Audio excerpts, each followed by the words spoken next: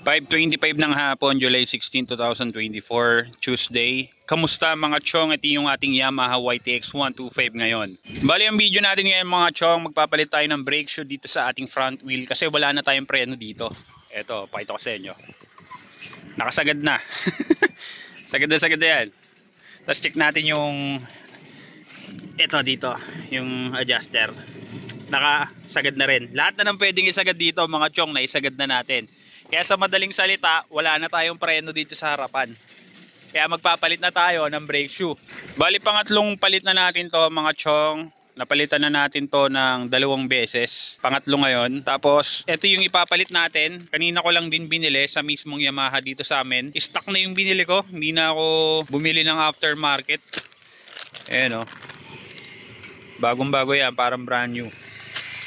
At ang presyo niya mga chong ito, 475 pesos. Medyo mabigat siya para sa isang brake shoe. Kasi kung bibili ka ng aftermarket, parang mga nasa around 200 more or less. Pero ito yung gagamitin natin kasi ayoko lang gumamit ng aftermarket. Kasi madaling maubos yung preno. Tsaka naglalak, tas ang ingay. Tatry natin ulit mag-stock. Kasi ito yung stock talaga na brake shoe natin. Ito buti na itabi ko. Kasi importante rin to. Buti hindi ko naipakilo o naitapon.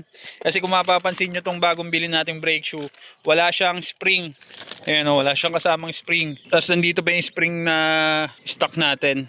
Ito. Alam nyo ba kung magkano tong spring na to mga chong? Kung bibili kayo na ito sa mismong Yamaha, nasa 190 pesos ang isa nito. Bali, pag 2 piraso, 380 pesos. Eh hindi ka naman pwedeng bumili ng 1 piraso lang. 2 piraso talaga bibilin mo kasi 2 yung spring na kailangan dito sa brake shoe natin. Yan, kaya yun, buti na itabi ko to, tong stock brake shoe natin. Hinahanap ko rin talaga to. Akala ko nawala na. Kaya ayun, nakaless tayo ng gastos dito sa spring. Napakamahal ng spring na to. So tara, simulan natin to mga chong. Gagamitin lang natin dito ay itong 2 combination range na 17 at 14. Okay mga chong, nakapwesto na yung camera natin. Baklasin na natin to. So kung una natin gagawin, baklasin natin tong gulong.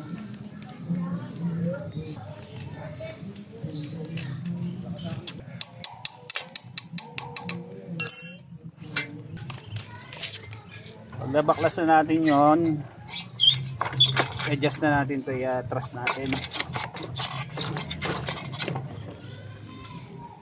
Medyo masikip.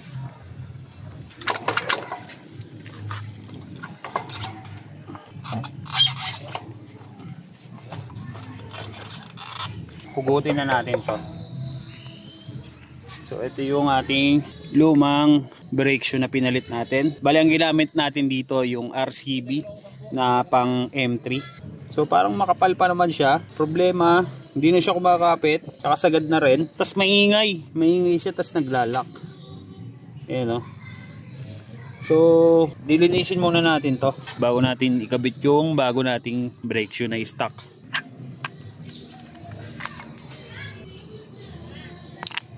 Okay, linisin muna natin ang bahagya tong part na to. Kapal na rin ng dumi, oh. Kapal na nung libag niya. Linisin muna natin mga chong para talagang malinis.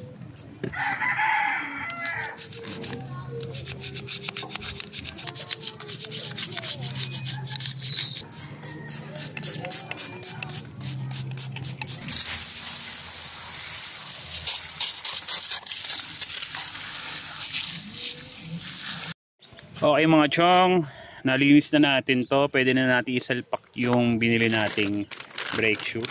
Tara, buksan na natin to. Inabot na tayo ng ulan dito.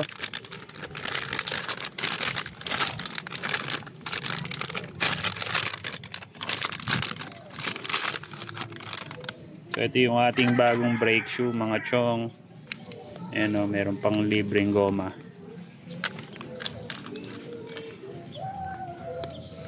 Ayan. Tapos ito yung stock natin. Kukunin natin tong spring.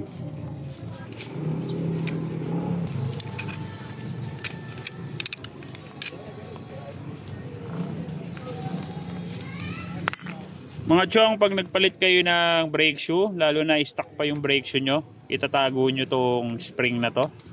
Ayan, tulad nga ng nasabi ko kanina, 190 pesos ang isang gantong spring sa mismong Yamaha. Kaya pag nagpalit kayo, kung stock pa yung brake shoe nyo, itago nyo yung spring. Itong spring na to ay kakabit natin dito sa ating bagong bili. Ganito siya ikabit. Kumpado lang din siya nakakabit doon sa stock na brake shoe, ganun lang din.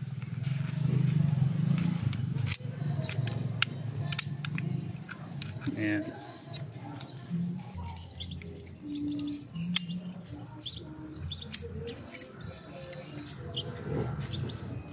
Ito, ginamitan ko na ng screw. Medyo matigas yung spring kaya siguro mahal tong spring na to.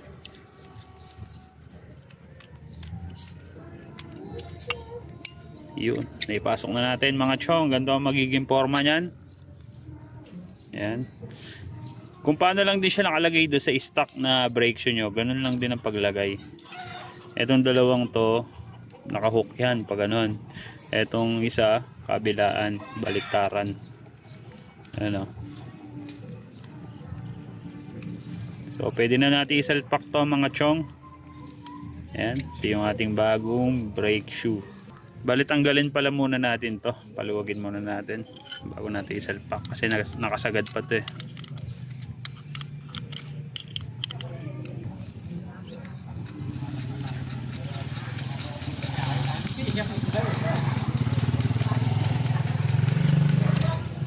Yan, para sisikipan na lang natin mamaya.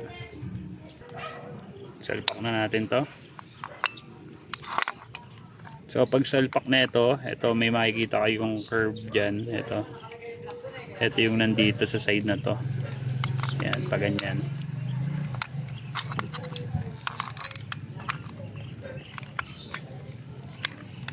Medyo matigas nga yung spring kaya siguro mahal itong spring na to eh. Tigas oh.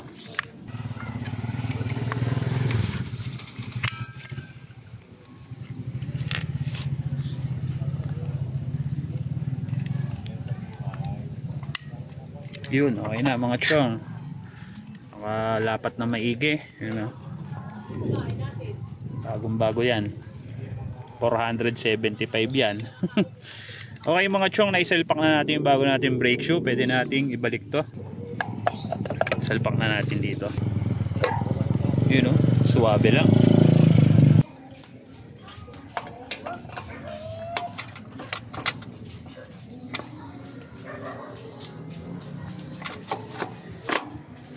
Balik na natin tong bolt.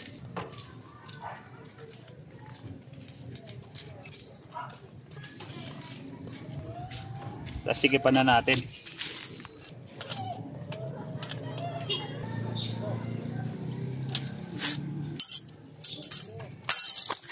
Pagkatapos nating ibalik yon, pwede na nating sikipan to.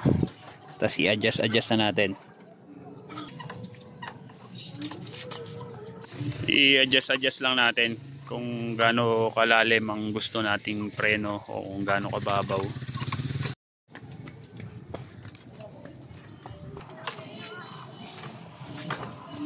Okay mga chong, testing na natin. Tapos adjust na lang natin ng konti. Tapos okay na.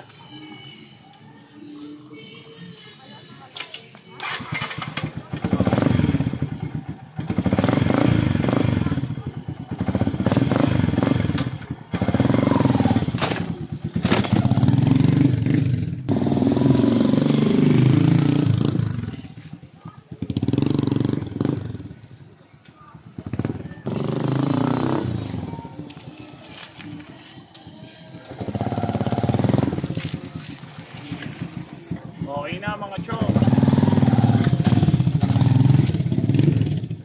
Okay na mga chong, nakuha ko na yung tamang adjustment para dito sa ating preno, dito sa harap.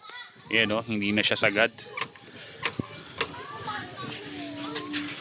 Ito, kita nyo, hindi na siya nakasagad. Alright mga chong, ganun lang magpalit ng brake shoe dito sa ating Yamaha YTX 125. Yan, sana makatulong tong video na to sa mga nagbabalak magpalit ng brake shoe dyan. Kayang-kaya nyo yan kahit DIY lang. Medyo mabigat nga lang yung presyo ng stock brake shoe ng Yamaha YTX 125. Kita nyo naman, 475 para sa brake shoe. Para dito lang yan sa harapan, meron pa tayong rear. Etong rear natin, papalitan din natin to mga chong kasi kita nyo naman, sobrang lalim na rin yan. At pagtingin mo dito, sagad na rin. Kaya papalitan din natin yan mga chong. Pero pag-iipunan ko muna yung pambili ng brake shoe para dyan sa rear. Dito muna tayo sa front wheel. Kasi may kumakapit pa naman yung preno niyan eh. Kaya ito muna yung pinalitan ko. So yun mga chong, hanggang dito na itong video na ito. Huwag nyo na nakalimutan mag-like at comment at mag-subscribe at pindutin yung maliit na notification bell dyan sa gilid para updated kayo sa video na ginagawa natin dito sa ating Yamaha YTX 125. Mga chong, pahabol lang sa video natin. Ayan yung odo natin. Titignan natin kung ilang odo o ilang kilometer ang itatakbo ng bago nating brake shoe. Yun lang mga chong. Peace, rock and roll.